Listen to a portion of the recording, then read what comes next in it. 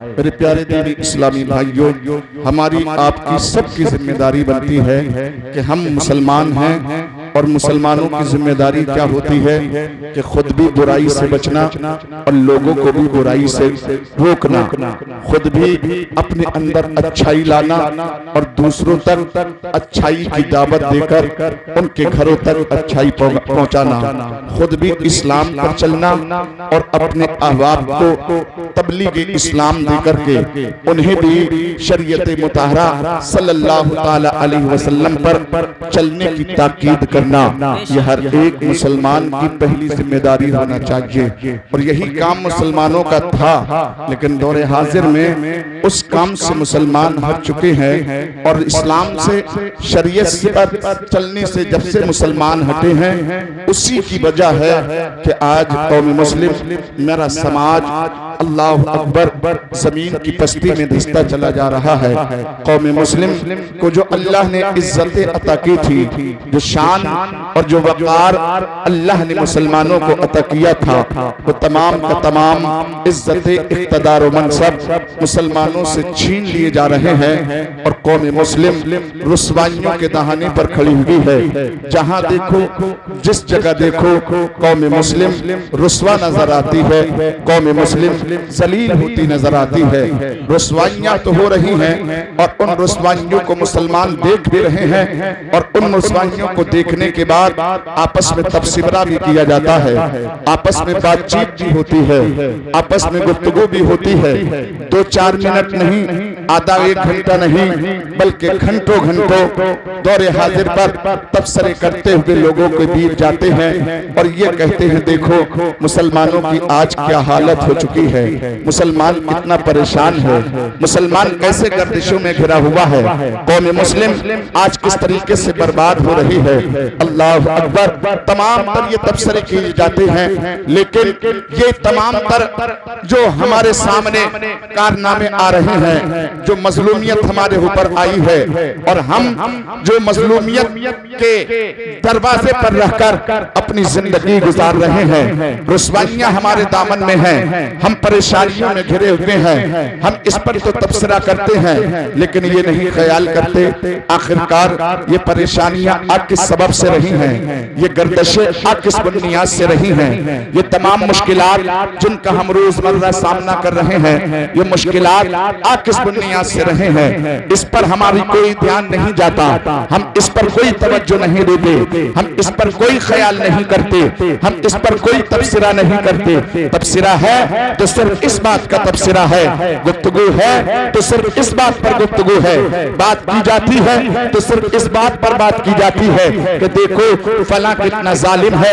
हमारे ऊपर कितना जुल्म कर रहा है, फला कितना कठोर दिल है कि हमारे ऊपर कितनी सख्तियां कर रहा है। ए मेरी कौम के लोगों, ए ईंधनपुर नगला के जिंदा दिल मुसलमानों, मैं आपको एक मैसेज देना चाहता हूँ। अपनी बात के जरिए मैं आपको आज मोहब्बतों के जाम दिलाना चाहता हूँ, ताकि आपका दिल और दिमाग अपने दीन पर लग जाए और हम जो कारनामे कर रहे हैं उन कारनामों से तौबा करें। अजीज़ान मिल्लत इस्लामिया, आज जो परेशानियां हमारे घर पर आ रही हैं, हमारे बच्चों को जो गली कूचों में लोग पकड़ के अल्लाह अकबर, कभी हिंदुस्तान के नारे के नाम पर, कभी जो है जय श्री राम के नाम पर अल्लाह अकबर उनका मर्डर किया जा रहा है। मेरे मिल्लत के नौजवानों, और जब देखो सोशल मीडिया पर अगर आप देखें या जो है न्यूज चैनल पर आप देखें, एंकर जब डिबेट में बैठता है तो जो डिबेट में आप बात सुने तो जो भी एंकर बोलता है तो वो इस्लाम और इस्लाम के मानने वालों के खिलाफ बात करता नजर आता है, मुसलमानों के खिलाफ बात करता नजर आता है। उनकी गुफ्तगू को सुनकर मेरा समाज परेशान होता है और ये कहता है, देखो हमारे खिलाफ सरकारें चल रही हैं, हमारे खिलाफ कानून साजियां की जा रही हैं, हमारे मुखालिफ पूरी दुनिया के लोग उठ खड़े हुए हैं। लेकिन मेरे प्यारे, कभी आपने कुरान पढ़ा, कभी आपने कुरान की तिलावत की? अगर कुरान की तिलावत की होती, अगर कुरान का मुताला किया होता, अगर कुरान आपने पढ़ा होता तो कभी आपके ऊपर जो जालिम मुसल्लत हुए हैं उन जालिमों के जुल्म को देखकर आप उनके जुल्म का तबसरा ना करते, बल्कि अपनी जिंदगी का मुहासबा करते।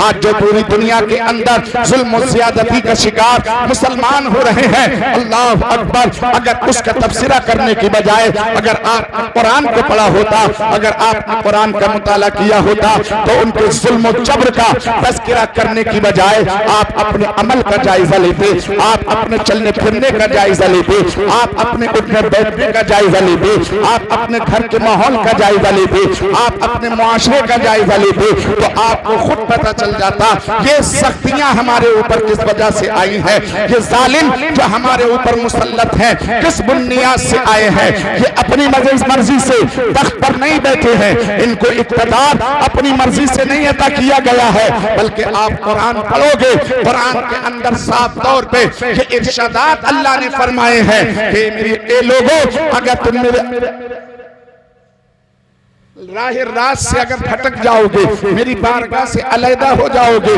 जो दीन का रास्ता है उससे दूर होगे, तो मैं तुम्हारे इक़्तिदार को छीन के दूसरों को उस पर हुकूमत अता कर दूंगा, दूसरे सालिमों को तुम्हारे ऊपर मुसल्लत कर दिया जाएगा, और वो बादशाह वक्त उस वक्त तक तुम्हारे ऊपर हुकूमत करेंगे, उस वक्त तक तुम्हारे ऊपर विराजमान रहेंगे, जब तक कि तुम अपने अमाल को बदल के सही रास्ता इख्तियार नहीं कर लेते।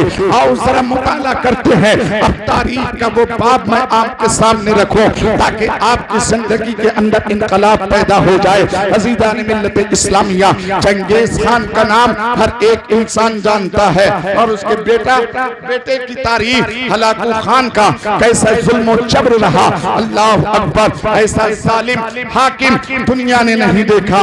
हलाकू खान के बाद अगर तारीख ने किसी को देखा है तो वो हिटलर को देखा है। अल्लाह अकबर, हिटलर की दास्तान आज भी दुनिया के अंदर मशहूर है, लेकिन हिटलर हलाकू के सामने कुछ भी अहमियत नहीं रखता। हलाकू के सामने हिटलर की दहशतगर्दी या उसकी परवरियत या उसका जुल्म और तशद्दुद तो कोई माना ही नहीं रखता। ये हलाकू खान चंगेज खान का वो बेटा था कि जिसकी दहशत पूरी दुनिया के ऊपर कायम थी। हर एक इंसान इनके खौफ से कांपता था, डरता था कि हलाकू खान की फौज हमारे इलाके की तरफ ना आ जाए। और इसका ये कारनामा था कि जिस तरफ ये रुख किया करते थे, ना तो उस शहर के अल्लाह अकबर तरो दीवार सलामत रहते थे, ना उस शहर के घर सलामत रहते थे, ना उस शहर के मकीन सलामत रहते थे। हलाकू ना बच्चों पर जो है अल्लाह अकबर रहम करता था, ना औरतों पर रहम करता था, ना बूढ़ों पर रहम करता था, ना जवानों पर रहम करता था, बल्कि उसकी सोच एक थी कि जिस शहर पर हमला करो तो उस शहर को बिल्कुल मट्टी का ढेर बना दिया जाए, उस मट्टी शहर को मलिया मेट कर दिया जाए। यही इरादा लेकर के जब हलाकू खान अल्लाह अकबर बगदाद की सरजमीन पर पहुंचा, अल्लाह अल्लाह, जो कि इस्लाम का दारुल सल्तनत था, इस्लाम का अल्लाह अकबर राजधानी थी बगदाद शरीफ। बगदाद के अंदर ही बैठ करके मुसलमान हुक्मरान हुकूमत किया करते थे। मुसलमानों की राजधानी, इस्लाम के हुक्मरानों की राजधानी बगदाद शरीफ है। अकबर बगदाद के ऊपर बैठकर जो हुकूमतें की जाती थी, अल्लाह अकबर, जब तक दीन मुस्तफा के वफादार रहे, जब तक शरीयत मुस्तफा के वफादार रहे, जब तक आशिक़े रसूल रहे, जब तक नबी के गुलाम बनकर रहे, अल्लाह ने उन्हें तख्त ताज अता फरमाया। और जब बगदाद के हुक्मरान अय्याशी में जिंदगी बसर करने लगे, दीन छोड़कर ऐश परस्ती में जब पड़ गए, शरीयत मुतहरा को जब वो अपने हाथों से रौंदने लगते हैं, अल्लाह अकबर, अल्लाह रब्बुल इज्जत ने हलाकू की शक्ल में उनके ऊपर एक भेड़िया मुसल्लत कर दिया, एक जालिम और जाबिर हाकिम मुसल्लत कर दिया। और जब बगदाद की धरती पर हलाकू ने हमला किया था, तो आप जानते हो तारीख के अंदर वो हौलनाक जुमले अगर आप पढ़ोगे, अगर बगदाद की वो तारीख पढ़ोगे, वो रंगीन मैदान का मुताला अगर करोगे कि बगदाद की धरती अल्लाह अकबर पानी नहीं, तारीख का मुअर्रिख लिखने पर मजबूर है कि जब हलाकू ने बगदाद के ऊपर अत्याचार किया था, यलगार किया था, तो बगदाद की गलियों में पानी की जगह मुसलमानों का खून ऐसे बह रहा था जैसे कि नाला चलता हो। अल्लाह अकबर, जरा गौर तो करिए, अपने दिल पर हाथ रखिए, अपने शरीर को आवाज दीजिए। मैं अपनी बात आप तक पहुंचा रहा हूं। ये सब हुआ कैसे कि जिस बगदाद के अंदर गौसे आजम जैसी शख्सियत मौजूद हो, जिस बगदाद के अंदर हजरत जुनैद बगदादी जैसी अजीम शख्सियत मौजूद हो, जिस बगदाद के अंदर हजरत अनस बिन मालिक जो सहाबी रसूल है उनकी शख्सियत मौजूद हो, वो बगदाद मुअल्ला जिसके अंदर हजरत यूनुस अलैहिस्सलाम की तिब्बत मौजूद हो, अल्लाह अकबर, वो बगदाद मुअल्ला जहां पर हजरत इमाम आजम का रोजा मौजूद हो, वो बगदाद मुअल्ला जहां पर हजरत बशर हाफी रहमतुल्लाह ताला अलैह का आस्ताना मौजूद हो। बल्कि यूं कह लीजिए कि मदीनतुल औलिया, तमाम औलियाओं का शहर बगदाद मुअल्ला है। उस पर इतने अजीम जो है औलियाए कामिलीन रहने के बावजूद भी उसका कैसा तख्ता पलटा गया, किस तरीके से जलका जब हलाकू ने किया है। अल्लाह अकबर, तारीख का लिखता है, मुअर्रिख ने लिखा है, अल्लाह अल्लाह के हलाकू ने बगदाद के अंदर जब हमला किया था तो 6 लाख मुसलमान रहते थे। कितने थे? 6 लाख। जरा बोलते तकरीर कर रहे नहीं सर, बोलते जाइए कितने लोग थे? 6 लाख मुसलमान आबाद थे। हलाकू ने किसी पर रहम न किया, एक एक करके सबको मारता चला गया, सबको काटता चला गया। आपने सुना होगा कि किसी ने इंसानों के सरों को काट के मीनार बनाए थे। वो मीनार बनाने वाला कोई और नहीं था बल्कि सर कटे हुए मुसलमानों के थे, और उन सरों का मीनार बनाने वाला हलाक चंगेज खान का बेटा हलाकू खान था। उसने मुसलमानों के सर काट के अल्लाह अकबर मीनार बनाए थे। और तमाम लिखता है कि जब भी उसका दिल न भरा, इतना जुल्म किया उसने, दिल उसका फिर भी न भरा, तो उसने दरियाए दजला का पानी काट के शहर बगदाद के अंदर दाखिल कर दिया, ताकि कोई मुसलमान अगर इसके अंदर मौजूद हो, इसके अंदर मौजूद हो तो उसे वहीं पर मर जाए। अज़ीज़ान मिल्लत इस्लामिया, ये तारीख का वो पन्ना मैंने सामने रखा है ताकि आज के वक्त के जो जालिम जाबिर मौजूद हैं उनके जुल्म और ज़्यादती को देखकर आप अपने अमल का जायजा लो। इस हवाले को सुन के, ताकि आप इनके जुल्म और बर्बरियत से अपने आप को अगर बचाना चाहते हो, इनकी कठोरता से अपने आप को बचाना चाहते हो, इनके दिलों में अपनी अकीदत और मोहब्बत पैदा करना चाहते हो, अल्लाह अकबर, तो तुम्हें करना क्या होगा? आओ इस बात से सबक लेते हैं। अल्लाह अल्लाह मेरे प्यारे, अल्लाह अकबर। अभी ये जश्न मना रहा था कि हलाकू की बेटी अपने अहलकारों के साथ, अपने जो है फौजियों के साथ में बगदाद के अंदर, बगदाद के बाहर जंगल में सैरो तफरी के लिए निकल जाती है। जब बाहर पहुंची तो क्या देखा कि चंद टोपी वाले मौजूद हैं, चंद दाढ़ी वाले मौजूद हैं। निगाह पड़ी, उनके करीब जाती है, और करीब जैसे ही वहां के लोगों ने देखा तो सबके जिस्म जो है पसीने में शराबोर हो गए, हैबत तारी हो गई कि हलाकू की बेटी आई है। हम बचे थे लेकिन अब बच न पाएंगे, हम इनसे महफूज थे लेकिन अब महफूज नहीं रह सकते, ये हमारा भी मर्डर कर देगी, हमें भी कत्ल कर देगी। अल्लाह अकबर। हलाकू की बेटी जब करीब गई, करीब जाने के बाद कहती है, बोलती है, ए जनाबे वाला, मैं तुमसे कुछ पूछना चाहती हूँ। तुम्हारा जो इमाम हो, तुम्हारा जो रहबर हो, तुम्हारा जो मुक्तदा हो, उसे मेरे करीब करो, मैं उससे कुछ सवाल करना चाहती हूँ। अल्लाह अकबर। उन चंद मुसलमानों के दरमियान में उनका जो पेशवा था, उनका जो मुक्तदा था, उनका जो रहबर था, उनका जो इमाम था, उसकी तरफ इशारा किया। वो करीब आए, आने के बाद कहा, बेटी बताओ तुम क्या इरादा रखती हो? कहा, मैं इरादा कुछ नहीं रखती, मैं आपको कत्ल नहीं करूंगी, मैं आपको मारूंगी नहीं, मेरा सिर्फ और सिर्फ वाहिद एक सवाल तुमसे है, तुम उस सवाल का जवाब मुझे दे दो, मैं यहाँ से वापस चली जाऊंगी। कहने लगे वो फकीर, अल्लाह का महबूब बंदा, वो मर्द कामिल, वो मर्द मुजाहिद बोलता है, जनाबे वाला बोल बेटी तेरा सवाल क्या है? तो वो लड़की आवाज देती है, सवाल करती है कि मेरा सवाल तो ये है कि मुसलमान कहते थे, सीना ठोक के कहते थे, फखरिया अंदाज में कहते थे कि दुनिया के अंदर कोई ऐसी ताकत नहीं कि जो मुसलमानों को तय देख कर दे, दुनिया के अंदर कोई इतना पावर नहीं रखता जो मुसलमानों को जलील कर दे। दुनिया के अंदर कोई इतनी कुव्वत नहीं रखता जो मुसलमानों पर कामयाबी पाले, जो मुसलमानों पर फतेयाब हो जाए, जो मुसलमानों पर अल्लाह अकबर नुसरत पाले, कोई ऐसा नहीं है। अल्लाह अकबर। हम कहते थे कि इसलिए हमारे ऊपर कामयाबी कोई नहीं पा सकता कि हम उस रब के मानने वाले हैं जो सबसे बड़ा पावरफुल है, सबसे बड़ा ताकतवर है, सबसे बड़ा कुव्वत वाला है। अल्लाह अकबर। ए लोगों, मैं तुमसे पूछना चाहती हूँ, जब तुम अल्लाह पर भरोसा करते हो, अल्लाह को सबसे बड़ा मानते हो, अल्लाह को ताकतवर मानते हो, अल्लाह को कुव्वत वाला मानते हो, तो फिर आज उसने हमारे ऊपर तुम्हें हमारे सामने रुस्वा क्यों कर दिया? तुम्हारे ऊपर हमें मुसल्लत क्यों कर दिया? हमारा झंडा तुम्हारे ऊपर क्यों ले आया? आज मुसलमान तय क्यों कर दिए गए? जनाबे वाला, अब तारीख में उस मर्द कलंदर का सुनहरा जुमला सुनो। उसने कहा, बेटी जो बात तुमने कही है वो हम फिर दोहराते हैं। हकीकत यही है कि कोई भी दुनिया के अंदर माई का लाल ऐसा पैदा नहीं हुआ कि जो मुसलमानों को तख्त से नीचे ला सके। कोई भी दुनिया में ऐसा कुव्वत वाला नहीं कि जो मुसलमानों को इख्तियार से हटा सके। कोई भी कुव्वत वाला दुनिया के अंदर पैसा पैदा नहीं हुआ जो नबी के गुलाम को ताज जो है तख्त से उतार के जमीन पर बिठा सके। इसलिए कि आज भी मेरा अल्लाह पावर वाला है, आज भी मेरा रब ताकत वाला है, आज भी मेरा रब कुव्वत वाला है। तो हलाकू की बेटी ने कहा, जब अल्लाह तुम्हारा आज भी पावर वाला था तो बगदाद को क्यों नहीं बचाया?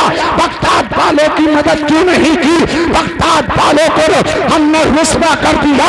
अल्लाह अकबर। अल्लाह ने मदद क्यों नहीं फरमाई? अब जरा जुमला सुनो उसका और गौर करो कि आखिरकार जो मुसलमान तख्त नशी थे आज सभी पर क्यों आ गए? जो कुर्सियों के मालिक थे कुर्सी से उतरकर समी बोस क्यों हो गए? जो इख्तियार पर थे इख्तियार छीन के आज उन्हें जमीन पर क्यों बिठा दिया गया? रब मेरा कल भी ताकतवर था, परवरदिगार आज भी कुव्वत वाला है। उससे बड़ा ताकतवर कोई नहीं है, कोई भी उससे बड़ा कुव्वत वाला नहीं है। मुसलमान रुस्वा क्यों? यहाँ से मैसेज देता हूँ, यहाँ से एक सबक देता हूँ। अल्लाह अकबर। उस मर्द कलंदर ने कहा था, उस मर्द मुजाहिद ने कहा था, बेटी सुनो, आज भी अल्लाह पावर रखता है, आज भी अल्लाह पावरफुल है, आज भी अल्लाह ताकतवर है, आज भी अल्लाह कुव्वत वाला है। वजह यह है कि अल्लाह की नुसरत, अल्लाह की इमायत आज हमारे साथ क्यों नहीं है? लाखों में है हम, करोड़ों में हम हैं, लेकिन अल्लाह की मदद हमारे साथ क्यों नहीं है? उसकी वजह यह है कि मैदान बद्र में 313 आए थे तो अल्लाह की मदद फरिश्तों की शक्ल में आसमानों से आई थी। इसलिए कि कल मैदान बद्र हो, मैदान ओहद हो, मैदान खंदक हो, मैदान जाज़ाबिया हो, मैदान मदाइन हो, हर जगह मुसलमानों की मदद अल्लाह ने इसलिए की। उस वक्त तक मुसलमान सिर्फ और सिर्फ अगर झुकते थे तो अपने रब के सामने झुकते थे और दिल में नबी की मोहब्बत हुआ करती थी, जिसकी वजह से अल्लाह की मदद उनके साथ में। नारे तकबीर, नारे रिसालत, मसलके आला हजरत, मसलके आला हजरत, जश्ने शादी, जश्ने शादी, खतीब हिंदुस्तान, खतीब हिंदुस्तान। नारे तकबीर, अल्लाह की मदद साथ होती थी। अल्लाह अकबर। अब आप जरा गौर कीजिए और अपने जहन को मेरे करीब करें, अपने कानों की समातों से दिल की तख्ती पर मेरा जुमला नोट करके ले जाए। उस मर्द कलंदर ने कहा, बेटी वजह यह है कि आज तुम जानती हो, तुमने मुझसे सवाल कर लिया, ठीक है, लेकिन अब मैं एक सवाल करता हूँ और उस सवाल के अंदर ही तुम्हारा जवाब है। अल्लाह अकबर। बेटी तवज्जो करने लगी, कहा, जनाबे वाला बताइए तुम्हारा सवाल क्या है? अल्लाह अकबर। उस मर्द कलंदर ने सवाल किया, मेरा सवाल ये है कि बेटी बताओ कि कोई चरवाहा यानी बकरियां चराने वाला जो अपनी बकरियां ले जाता है जंगल में, तो बकरियों के रेबड़ के साथ में, भेड़ों के रेबड़ के साथ में वो चंद कुत्ते भी रखता है। अल्लाह अकबर। बेटी से पूछता है, वो बेटी बता वो बकरियों के साथ में चरवाहा कुत्तों को क्यों रखता है? तो वो बेटी कहने लगी, जनाबे वाला वो बकरियों के साथ चंद कुत्तों को इसलिए रखता है कि अगर चरागाह से कोई बकरी अपने रेबड़ से इत्तेहाद तोड़ के अगर जंगल की रास्ता इख्तियार करती है, अगर अपनी भेड़ियों से भटक जाती है, तो अल्लाह अकबर वो चरवाहा उन भेड़ियों को सबक सिखाने के लिए, उन बकरियों को राह रास्त पर लाने के लिए, उन जानवरों को सीधी राह पर लाने के लिए, उन जानवरों को अपने समाज के अंदर, उन भेड़ों को अपने कारवां के अंदर वापस लाने के लिए वो चरवाहा अपने पालतू कुत्तों को उन भटकी हुई भेड़ों के पीछे लगा देता है। अब वो कुत्ते उनका पीछा करते हैं। वो मध्यम कदम पूछता है, जनाब बेटी बता वो कुत्ते उन भेड़ों का, उन बकरियों का कब तक पीछा करते हैं, कब तक ताप को करते हैं? तो वो लड़की जवाब देती है हलाकों को कि कुत्ते उन भेड़ों का और बकरियों का उस वक्त तक पीछा करते रहते हैं कि जब तक कि पलटकर वो अपने समाज के अंदर वापस नहीं आ जाती, सीधे रास्ते पर नहीं आ जाती। जो राह रास्त है, जिस रास्ते पर चलकर उन्हें मंजिल मिलनी है, जिस रास्ते पर चलकर उन्हें कामयाबी मिलनी है, जिस रास्ते पर चलकर उनकी जान की हिफाजत हो सकती है, जब तक कि वो कुत्ते उस बकरी को रपेश पीछे से रहते हैं, जब तक वो जानवर अपने राह रास्त पर नहीं आ जाते। जब राह रास्त पर आ जाते हैं वो कुत्ते अपना रास्ता लेते हैं। अल्लाह अकबर। मर्द कलंदर जवाब देता है, बेटी मेरा यही तो जवाब है। कहा क्या मतलब? कहा सुनो सुनो, जब तक हम राह रास्त पर थे, जब तक दीन पर चलते थे, जब तक शरीयत पर अमल करते थे, मुस्तफा की सुन्नतों पर अमल करते हुए अपना समाज इस्लाम के आईने के इस्लाम के आईन और इस्लामी निजाम के सांचे में ढालकर कौम मुस्लिम चलती रही, कौम मुस्लिम सरकार की सुन्नतों पर अमल करती रही, नबी कौनैन असहाबे रसूल की जिंदगी पर अमल करते हुए जब तक कौम मुस्लिम ने वक्त गुजारा, उस वक्त तक दुनिया की हुकूमतें मुसलमानों के कदमों में रही। रोम की हुकूमत मुसलमानों के कदमों में रही, ईरान का तख्त मुसलमानों के कदमों में रहा, बगदाद का तख्त मुसलमानों के कदमों में रहा, दमिश्क का तख्त मुसलमानों के कदमों में रहा। और आज तुम जो तसल्लुत किए गए हो, तुम्हें जो इक़्तिदार किया गया है, सुनो सुनो, हम उसी इस्लाम की भेड़े हैं, भेड़े इस्लाम से भटक गए, शरीयत से अलहदा हो गए, शरीयत को मान नहीं रहे हैं। इसलिए अल्लाह ने अपने पालतू कुत्ते हो, तुम अल्लाह के कुत्ते हो, उसने तुम्हें कुत्ता बनाकर हमारे पीछे लगा दिया और तुम उस वक्त हमें मारते रहोगे जब तक पलट के दोबारा हम मजहब इस्लाम पर नहीं आ जाते। कौम के लोगों, अगर तुम चाहते हो हिंदुस्तान के अंदर, भारत की सरजमीन पर इस्लाम का बोलबाला हो, तुम्हारा बोलबाला हो, तुम्हारे मस्जिदों का बोलबाला हो, कौम मुस्लिम को इज्जत और इक़्तिदार की निगाह से देखा जाए, आओ पलट के मजहब इस्लाम के फॉलो करना शुरू कर दो, अल्लाह तुम्हें इज्जत अता कर। सुभान अल्लाह। नारे तकबीर, नारे रिसालत, मसलके आला हजरत, खतीब हिंदुस्तान, जश्न शादी।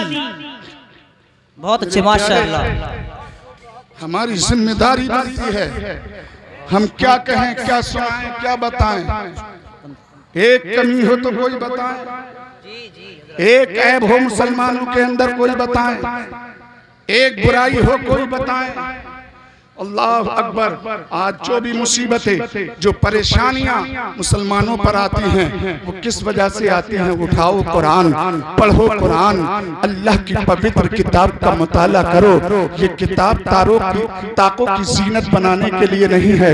ये किताब सिर्फ जो है पर्दे में कपड़े में लपेट के रख समेट कर रखने की चीज नहीं है, बल्कि ये हमारा इस्लामी आईन है, इस्लामी संविधान है, इस्लामी कानून है, हयात जिंदगी है, अल्लाह अकबर, दस्तूर जिंदगी है, हमारे निज़ाम जिंदगी कुरान के अंदर है। कुरान पढ़ो तब पता चलेगा। अजीज़ान मिल्लत इस्लामिया, आज मुसलमानों के अंदर जो आपस में इख्तलाफ है, आज मुसलमानों के अंदर जो आपस में लड़ाइयाँ हैं, आज मुसलमानों के घरों में जो आपस में फूट पड़ी हुई है, औलाद बाप की ताज़ीम नहीं कर रही है, माँ बाप औलाद के हुकूक अदा नहीं कर रहे हैं, मियाँ बीवी में आपस में रोजमर्रा जो है तकरार हो रही है, आपस में लोग लड़ाई दंगे हो रहे हैं, बहन भाइयों में आपस में बन नहीं रही है, चाचा ताऊओं में आपस में इख्तलाफ हो चुका है, ताया ताई में आपस में फसाद बरपा है, पड़ोसी पड़ोसी आपस में लड़ रहा है। अल्लाह अकबर, एक मुसलमान दूसरे मुसलमान का गिरेबान खींचे हुए है, सबको अपनी पड़ी हुई है, अपने अपने में पड़े हुए हैं, अपने अपने अंदर लिए हुए हैं कि मैं अच्छा मैं अच्छा मैं अच्छा मैं अच्छा मैं बड़ा। ये मेरे प्यारे थे, तू बड़े और अपने अपने में मत पड़। अल्लाह अकबर, तू क्या था? अल्लाह अल्लाह, तुम अपने बिरादरियों में बढ़ गए, एक दूसरों को बिरादरियों के नाम पे तुम खींचतानी मचाए हुए हो, एक दूसरे का गिरमान पकड़े हुए हो। अंसारी ने अगर पठान को जरा ऊंचा बोल दिया तो पठान आपे से बाहर और गिरमान पकड़े हुए है। तुझमें इतनी हिम्मत, बीच का जात वाला है, तू अंसारी पठान से लड़ेगा, पठान से मुंह भिड़ाएगा। सलमानी अगर मंसूरी से भिड़ जाए तो वो आपस में लड़े पड़े हैं, एक दूसरे के अंदर तना तनी पड़ी हुई है। और ये वजह क्या है कि आग बुझा कोई नहीं रहा है, इसलिए कि हर बिरादरी का एक ठेकेदार बैठा हुआ है, एक बिरादरी का एक ठेकेदार बैठा हुआ है, चौधरी बैठा हुआ है। चौधरी ने अंसारी से कह दिया झुकना मत, मैं हूं तेरे साथ। सलमानी के चौधरी ने सलमानी से कहा दबना मत, मैं हूं तेरे साथ। पठान के चौधरी ने पठान से कह दिया झुकने की जरूरत नहीं है, मैं हूं तेरे साथ। अगर अंसारी मर गया, पठान ने कह दिया नमाज जनाजा में मत शरीक होना। अगर सलमानी मर गया, अंसारी चौधरी ने कह दिया सलमानी का जनाजा है, शरीक मत होना। मेरी कौम के लोगों, चौधरियों की बात मान के मुसलमानों के जनाजों से अलहदा होने वालों, तुम जनाजों से अलहदा इसलिए हो रहे हो कि हमारे चौधरी न रूठ जाए, चौधरी नाराज ना हो जाए। अबे सुन, चौधरी रूठे तो रूठ जाए, काम वो कर कि मदीने वाला ना रूठे। सुभान अल्लाह, नारे तकबीर, नारे रिसालत, जश्न शादी, मसलके आला हजरत खतीब हिंदुस्तान। सुभान अल्लाह, माशाअल्लाह। काम वो कर जो मदीने वाला बहुत थे। और आज काम किसके लिए करेगा? मदीने वाला राजी हो ना हो, अल्लाह राजी हो ना हो, चच्चा राजी हो जाए, फुप्पा राजी हो जाए। बारात में यही तो हो रहा है, बारात में क्या हो रहा है? यही तो हो रहा है कि डीजे क्यों बजाया, तो क्या कहता है दूल्हा के अब्बा, क्या कहते क्या करें, बहनों ही नहीं मानने थे। लड़के से कह दो तो लड़का कहता है क्या करें, दोस्त नहीं मान रहे थे। जी जी बेशक, कि फुप्पा नहीं माने, मामा नहीं माने, मामी नहीं मानी, बहनें नहीं मानी। अमा यार दूल्हा के अब्बा सुनो, कब्र में तुम्हारे बहनोई तुम्हें बचाने नहीं आएंगे। दूल्हा मियां सुनो, कब्र में तुम्हारे फुप्पा तुम्हें बचाने नहीं आएंगे, तुम्हारे ताया बचाने नहीं आएंगे, चच्चा बचाने नहीं आएंगे, दोस्त बचाने नहीं आएंगे, बहन बचाने नहीं आएगी, मामा बचाने नहीं आएंगे, मामी बचाने नहीं आएगी, पड़ोसी बचाने नहीं आएंगे। कब्र में फरिश्तों की पिटाई से अगर बचाने आएगा तो आमिना का लाल बचाने। बहुत अच्छे। लेकिन आमिना का लाल बचाने तो तब आएगा जब आमिना के लाल की मानोगे। मानने मानने किसकी? पप्पा की, तो नबी क्यों बचाएंगे? मान रहे हो दोस्त की, तो नबी क्यों बचाएंगे? बचा ले आके दोस्त, बचा ले आके पप्पा। और पप्पा का और दोस्तों का मामला ये होगा जैसे कब्र में रखे जाओगे ना, मिट्टी दे के हाथ झाड़ेंगे, ऐलान करेंगे चलो भाई खाना तैयार। जी बेशक, उन्हें अपने पेट की पड़ी है, तुम्हारी पिटाई की नहीं पड़ी है। मियां कब्र में तुम्हारा क्या? यही बात, उसकी फिक्र नहीं है। आंख बची माल दोस्तों का, सबकी नजर माल पे होती है। इसलिए मेरे प्यारे, कभी भी शादी करने खड़े हो तो ये तमाशे मत करो, ये ड्रामे मत करो, ये गंदी आलात के सामान लेकर मत आओ, ये मौसीकी लेकर के मत आओ, ये नाच गाने मत बजाओ। इसलिए कि तुम मुसलमान हो, इस्लाम के शहदाई हो, नबी के गुलाम हो। अरे तुम क्या समझोगे अपनी हैसियत, तुम क्या जानोगे अपनी हैसियत। मेरे नबी ने, और खासकर भारत के मुसलमानों के ताल्लुक से तुम्हें तो फख्र करना चाहिए अपने मुसलमान होने पर। इसलिए कि जब नबी मदीने में खिताब कर रहे थे, अल्लाह अकबर, एक गौर करो, गौर, बारातों में नाच गाना करने वालों, शर्म करो शर्म। तुम्हारी मोहब्बतों के चर्चे मेरे नबी ने किए हैं, सहाबा का मजमा था। खिताब करते करते मुस्तफा ने फरमाया, मेरे जानिसारों सुनो, मुझे मुल्क भारत के मुसलमानों से, मुल्क भारत से अपने आशिकों की खुशबू आती है। अल्लाह अकबर। मेरे आका ने आज से 1450 साल पहले फरमाया था, तुम्हारा तस्करा किया था, तुम्हारी मोहब्बतों के जिक्र किए थे, तुम्हारे इश्क के जिक्र किए थे, तुम्हारी उल्फतों के जिक्र किए थे, तुम्हारे इश्क के चर्चे मेरे नबी अपने सहाबा के दरमियान में कर रहे थे। अल्लाह अकबर। तुम्हें तो नबी के इस इरशादात पर मर जाना चाहिए था, अपना सब कुछ निसार कर देना चाहिए था, सब कुछ दुनिया के लिए छोड़ देते। तुम दुनिया के लिए नहीं बने हो। दुनिया वाले कितना भी कहते, कितना भी कहे कि लोग दुनिया में जो है कामयाबी है, इस पर काम चलो, इस पर चलोगे तो कामयाबी है। और दौरे हाजिर में अक्सर मुसलमानों का यही कहना है कि जितना बड़ा मकान, जितनी बड़ी गाड़ी, जितना बड़ा बिजनेस, जितना ज्यादा रुपया, जितना बड़ा बैंक बैलेंस है, उतना ही बड़ा इंसान कामयाब है। लेकिन मेरे प्यारे, मैं कहता हूँ, अगर बड़ी गाड़ी रहना कामयाब है, अगर बड़ा बंगला बना लिया ये कामयाबी है, अगर तुमने ज्यादा बैंक बैलेंस जमा कर लिया तो ये कामयाबी है। तो इस जमीन के पर्दे पर फिरऔन और कारून और नमरूद, अल्लाह अकबर, और शद्दाद जैसे लोगों से, अल्लाह अकबर, रहती दुनिया तक कोई भी इतना माल जमा नहीं कर सकता। जितनी बड़ी दौलतें, जितने बड़े महल्ला, जितनी ऊंची इमारतें शद्दाद की थी, जितनी बड़ी बिल्डिंग कारून की थी, जितनी बड़ी बिल्डिंग फिरऔन की थी, जितनी बड़ी बिल्डिंग नमरूद की थी, जितनी दौलत उनके पास थी, अल्लाह अल्लाह, तो वो तो जमीन के पर्दे पर सबसे ज्यादा कामयाब होना चाहिए थे। नहीं नहीं, ये दुनियावी नजर है, दुनिया की नजर से देखते हो, दुनिया को दुनिया की नजर से मत देखो, इश्क रसूलुल्लाह की नजर से देखो, नबी के इश्क की नजर से देखोगे तुम्हें पता चलेगा। बड़ी गाड़ी, बड़ी बड़ी बिल्डिंग, ज्यादा बैंक बैलेंस बना लेने का काम कामयाबी नहीं है, बल्कि कामयाबी दिल में इश्क के चिराग जला देने का नाम कामयाबी है। जिस दिल में नबी का इश्क है, उससे बड़ा कामयाब न जमीन के पर्दे पर होगा, न आखिरत के दिन उससे बड़ा कोई कामयाब हो सकता।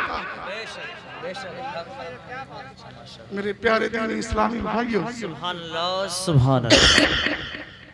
इसलिए हम आपसे कहना चाहते हैं, आपको बताना चाहते हैं, आपको समझाना चाहते हैं कि अपनी आखिरत की फिक्र कीजिए, आखिरत की तैयारी कीजिए, आखिरत के ताल्लुक से सोचिए। मैं बात कर रहा था कि कौम मुस्लिम आपस में कितना झगड़े हैं, बताइए है कि नहीं? हालांकि हजरत अली रजी अल्लाह तआला अन्हु का कौल है कि इख्तिलाफ मौत और इत्तेहाद जिंदगी। इख्तिलाफ क्या है? मौत और इत्तेहाद जिंदगी है। आज जो दूसरे लोग हमारे सर चढ़ के बोल रहे हैं, वो फायदा हमारे इख्तिलाफ का उठा रहे हैं। और अगर इख्तिलाफ ना हुआ होता तो कसम खुदा की किसी में मजाल ना थी, किसी में मजाल ना थी कि तुम्हारे ऊपर आकर के हुकूमत कर लेता, तुम्हें तख्त से उतार के जमीन पर बिठा देता। यह हमारे अपने लोगों का दोष है, यह हमारे अपने लोगों की कमियां हैं, यह हमारे अपने लोगों की, अल्लाह अकबर, गंदी राजनीति, गंदी सियासत है कि वो अपने लिए उन्होंने अपनी कौम को बेच दिया, अपनी कौम को लुटवा दिया, अपनी कौम के अंदर इख्तिलाफ पैदा कर दिए। रिजवान भाई की शादी में आने वालों, निकाह की इस मंडे की तकरीब और शादी के मौके पर जश्न विलादत मुस्तफा पे तशरीफ लाने वालों, वालों, एक मैसेज यहाँ से लेकर के जाइए। आप ख्याल करें तसव्वुर की दुनिया में जाकर के कुरान को सामने रखें। अल्लाह अल्लाह, तुम्हें वास्ता है अपने प्यारे नबी का, तुम घर जाओ कुरान को सामने रखो और कुरान पढ़ना शुरू कर दो। अगर पढ़ना चाहते हो तो उसमें आप तलाश करना कि अल्लाह अकबर, परवरदिगार आलम ने कुरान अजीम में हमारा नाम अंसारी कहाँ रखा है, परवरदिगार आलम ने कुरान अजीम में हमारा नाम पठान कहाँ रखा है, परवरदिगार आलम ने कुरान अजीम में हमारा नाम सलमानी कहाँ रखा है, परवरदिगार आलम ने कुरान मजीद में हमारा नाम कुरैशी कहाँ रखा है, परवरदिगार आलम ने कुरान मजीद में हमारा नाम मंसूरी कहाँ रखा है, परवरदिगार आलम ने कुरान मजीद में हमारा नाम सिद्दीकी कहाँ रखा है, परवरदिगार आलम ने कुरान अजीम में हमारा नाम छिपी कहाँ रखा है, परवरदिगार आलम ने कुरान मजीद में हमारा नाम बिस्ती कहाँ रखा है, परवरदिगार आलम ने कुरान मजीद में हमारा नाम बंजारा कहाँ रखा है, परवरदिगार आलम ने कुरान मजीद में हमारा नाम तेली कहाँ रखा है, परवरदिगार आलम ने कुरान मजीद में हमारा नाम जो है कुरैशी कहाँ रखा है, सैयद कहाँ रखा है। पूरा कुरान पढ़ लेना, पूरा कुरान का मुताला कर लेना, कहीं पर आपको ना अंसारी नबी मिलेगा, ना पठान का नाम मिलेगा, अल्लाह अकबर, ना कुरैशी का नाम मिलेगा, ना आपको सलमानी मिलेगा, ना आपको मंसूरी मिलेगा, ना आपको छिपी मिलेगा, ना आपको भिश्ती मिलेगा, ना आपको सिद्दीकी मिलेगा। तो आप कहोगे फिर अल्लाह ने हमारा नाम कुरान में क्या रखा? तो कुरान पढ़ो, 70 में पारे में पहुंचोगे, अल्लाह का इरशाद सामने जवाब देगा। ए मेरे बंदे, अल्लाह ने तेरा नाम हुवा सम्माकुमुल मुस्लिमीन, अल्लाह ने तेरा नाम सिर्फ मुसलमान रखा है, तेरा नाम सिर्फ मुसलमान रखा है, मुसलमान। लेकिन आज क्या है, जब बात आती है तो लोग क्या कहते हैं, मैं पठान हूं, पठान, कोई कहता है मुसलमान हूं, बताइए, मैं अंसारी हूं, अंसारी। अब तो आधार कार्ड में देख लो, अगर नाम भी कहीं आइडेंटिटी के तौर पर पूछा जाता है तो मोहम्मद फुरकान अंसारी, बल्कि नाम नबी भी साथ में नहीं है, फुरकान अंसारी, फुरकान खान साहब, अब्दुल करीम सिद्दीकी, अब्दुल सलाम कुरैशी, आइडेंटिटी मिटा दी, सब कुछ नाम नबी से प्यार नहीं। हालांकि बेटा पैदा हो तो अल्लाह के रसूल फरमाते हैं अपने बेटे का नाम मेरे नाम पर रखो। नबी ने क्या फरमाया? सुभान अल्लाह। नाम बोले, बात आ गई तो कह देता हूँ, वक्त हो चुका है मेरा। बेटे का पैदा हो तो नाम किस पर रखो? मेरे नाम पर। और अगर बेटी पैदा हो तो बेटी का नाम मेरी बेटी फातिमा के नाम पर रखो। सुभान अल्लाह। लेकिन आज यहाँ पर क्या, हमारी माँ और बहनों को अल्लाह सलामत रखे, चची ताई को अल्लाह सलामत रखे, नाना मामू को सलामत रखे, अल्लाह अकबर, दादा दादी को सलामत रखे, अब्बा को सलामत रखे, चचाओं को सलामत रखे। बेटा पैदा होता है तो ढूंढते हैं मॉडर्न नाम, तलाश करते हैं मॉडर्न टाइप का नाम, इमाम साहब को परेशान कर देते हैं कि साहब 10 नाम लिख दो, मीनिंग भी लिख दो। जब मीनिंग लिख के भी भेजा जाता है तो औरतें कहती हैं मजा नहीं आया। पुराने नाम क्या है? पुराने हैं। बेटियों के नाम की तलाश होती है, बड़े बड़े अच्छे नाम इमाम बताते हैं, उलमा बड़े बड़े अच्छे नाम बताते हैं, लेकिन नाम अगर लिख दिए जाते हैं इस्लामी तो कौम की बेटी, कौम की माँ उन नामों को नकार देती है, अपनी बेटी का नाम रखने के लिए तैयार नहीं, बेटे का नाम नबी के नाम पर रखने के लिए तैयार नहीं, सहाबा के नाम पर नाम रखने के लिए तैयार नहीं। अल्लाह अकबर, जमाना बदल रहा है। माँ कहती है मौलाना तुम्हें समझ नहीं आती, दौर बदल गया है, जमाना बदल गया है, लोग बदल रहे हैं, तो दुनिया के हिसाब से हमारे बेटे का नाम रखो, दुनियावी एतबार से हमारी बेटी का नाम चुन के दो। तो इमाम साहब मजबूरन कह देते हैं जनाबे वाला, हमारे पास जो नाम थे हमने वो बता दिए, आपके पास जो दुनियावी नाम हो अपनी बेटी का रख लीजिए, अपने बेटे का रख लीजिए। हम कभी भी शरीयत के खिलाफ किसी के बेटे या बेटी का नाम मंसूब नहीं कर सकते। अल्लाह अकबर, नाम रख दिए, किसी ने कुछ रखा, किसी ने कुछ रखा, लेकिन सुनो, अगर नबी के नाम पर बेटे का नाम होगा या बेटी का नाम नबी की बेटी के नाम पर होगा, सहाबा ने अर्ज किया था या रसूल अल्लाह, अगर आपकी बेटी के नाम पर अगर बेटी का नाम रखा जाए इसकी बरकत क्या होगी? तो मुस्तफा ने फरमाया था, अगर किसी की बेटी का नाम मेरी बेटी के नाम पर होगा, अल्लाह उस बेटी की किस्मत में अगर एक नेकी करेगी तो अल्लाह मेरी बेटी फातिमा के नाम की बरकत से उसको 2 नेकियों का अजर अता फरमाएगा। अगर एक नमाज पढ़ेगी अल्लाह उसको 2 नमाजों का सवाब अता फरमाएगा।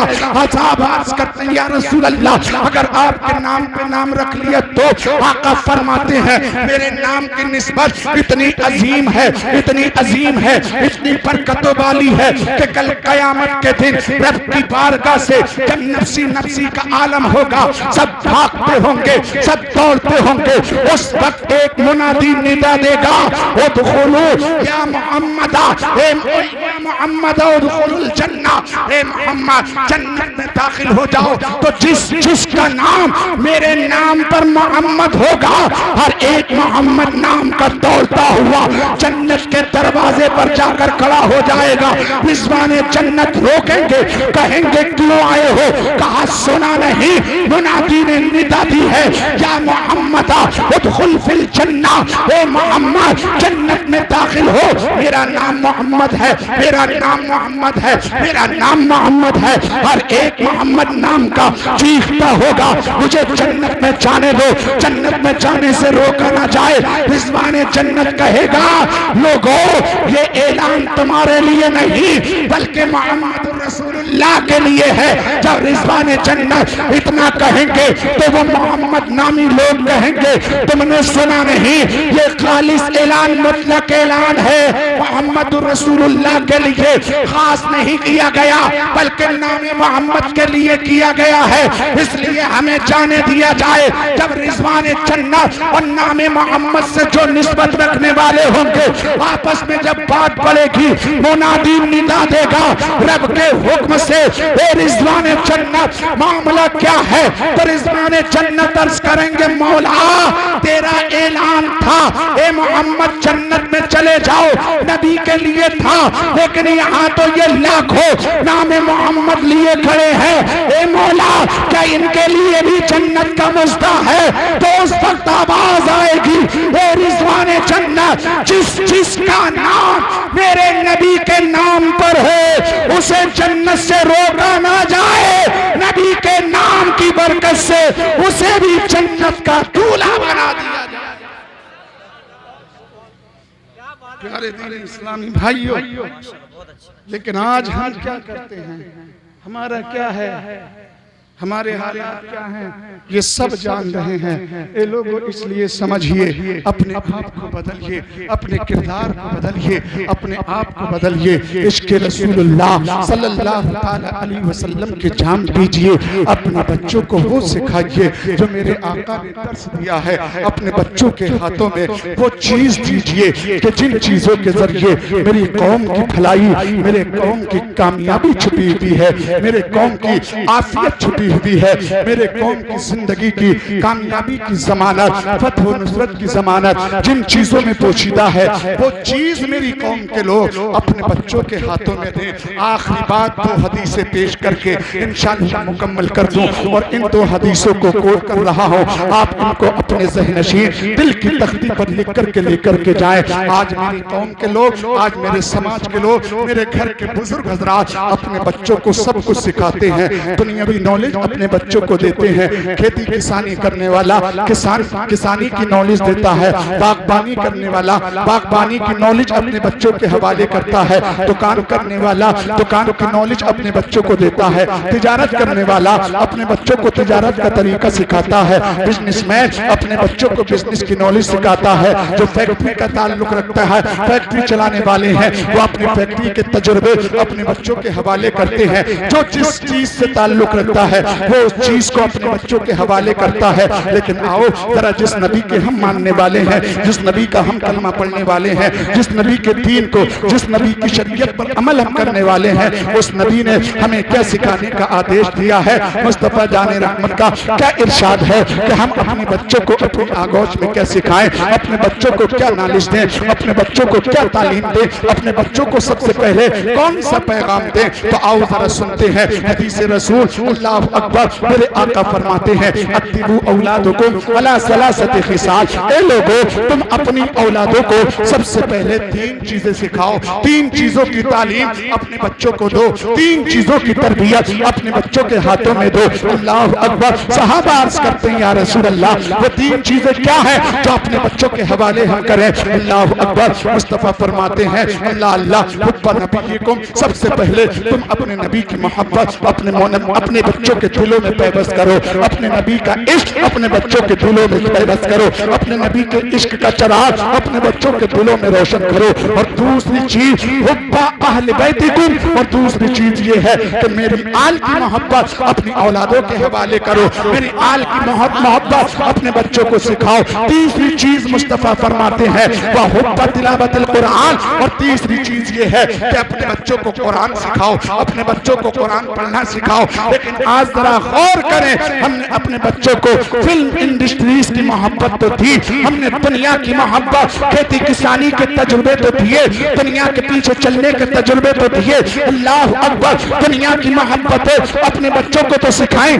दुनिया की तालीम अपने बच्चों को सिखाई, अगर नहीं सिखाई तो नबी की मोहब्बत नहीं सिखाई, नहीं तालीम दी, अहले बैत की मोहब्बत की तालीम नहीं दी, अगर दर्स नहीं दिया तो कुरान की तिलावत का दर्स नहीं दिया। यही वजह है कि अगर मेरा बच्चा आज जो सोशल मीडिया पे आकर मेरी कौम की बेटी यूनिवर्सिटी में पढ़ने के बाद में आज कुरान के खिलाफ बकवास करती है, आज मेरी कौम का बेटा यूनिवर्सिटी में जाने के बाद इस्लाम, बानिए इस्लाम और नबी पर नाजिल होने वाली किताब कुरान मजीद के खिलाफ बोलता नजर आता है, क्यों? इसलिए हमने उसे दुनिया की नॉलेज तो सिखाई, गोद में लेकर उसे टाटा तो सिखाया, गोद में लेकर उसे टाटा बाटा करना तो सिखाया, गुड मॉर्निंग करना तो सिखाया, इंग्लिश में चल बोलना तो सिखाया, दुनिया की नॉलेज तो थी, लेकिन नबी की मोहब्बत नहीं सिखाई, कुरान हमने नहीं सिखाया। अगर मैंने अपने बच्चे को नबी की मोहब्बत और कुरान की तिलावत, अहले बैत की मोहब्बत का भाव अगर बचपने में अपने बच्चे को सिखा दिया होता तो कोई भी कानून, कोई भी अदालत, कोई भी संसद चाहे 3 तलाक के खिलाफ बोलती या हिजाब के खिलाफ बकवास करती, वो कहता नजर आता मेरा बेटा, वो बेटी कहती नजर आती। हम ऐसी आजादी को ठोकर मारते हैं जो हमें मैदान में नंगा करने की कोशिश करे। हम इस्लाम के मानने वाले हैं, हम कुरान पर अपनी जान तो दे सकते हैं लेकिन दुनियादारों का कानून नहीं। नारे तकबीर, नारे रिसालत, मजहबे इस्लाम, मसलके आला हजरत, फैजाने गौसे आज़म, सुभान अल्लाह। बताइए, अगर मेरी बेटी कुरान पढ़ी होती तो क्या कुरान के खिलाफ बोलती? आज जो मेरी बेटी हिजाब के खिलाफ बात कर रही है कि सही हुआ हाई कोर्ट ने जो फैसला दिया, 3 तलाक के खिलाफ कौम मुस्लिम की बेटियां बोल रही हैं, सही हुआ जो कानून पास कर दिया, ये क्यों बकवास हो रही है? इसलिए कि मैंने अपनी बेटी को, बेटे को सब कुछ सिखाया, लेकिन जो नबी ने कहा था अद्दिबू औलादकुम अला सलासति खिसाल, कि अपने बच्चे बेटियों को 3 चीजें जरूर सिखाना। हुब्बा नबीकुम, पहली चीज मेरी मोहब्बत, दूसरी चीज हुब्बा अहले बैतिकुम, तीसरी चीज मेरी अहले बैत की मोहब्बत, दूसरी चीज, तीसरी चीज मेरे नबी ने फरमाई थी वह हुब्बा तिलावतुल कुरान, कि कुरान की तिलावत मेरे बच्चों, अपने बच्चों को सिखाना। इन 3 चीजों को अगर मैं अपने कौम के बच्चों के हवाले कर दूं तो कसम खुदा की दौरे फारूकी आज भी आ सकता है। बाकी इंशाअल्लाह एक हदीस रह गई, वो कभी और मौके पर इंशाअल्लाह पेश की जाएगी। अल्लाह मुझे आप सबको अमल की तौफीक अता फरमाए। अस्तगफिरुल्लाह रब्बी मिन कुल्लि ज़ंबि व अतूबु इलैह। कलमा शरीफ पढ़ लीजिए, ला इलाहा इल्लल्लाह मुहम्मदुर रसूलुल्लाह सल्लल्लाहु तआला अलैहि वसल्लम।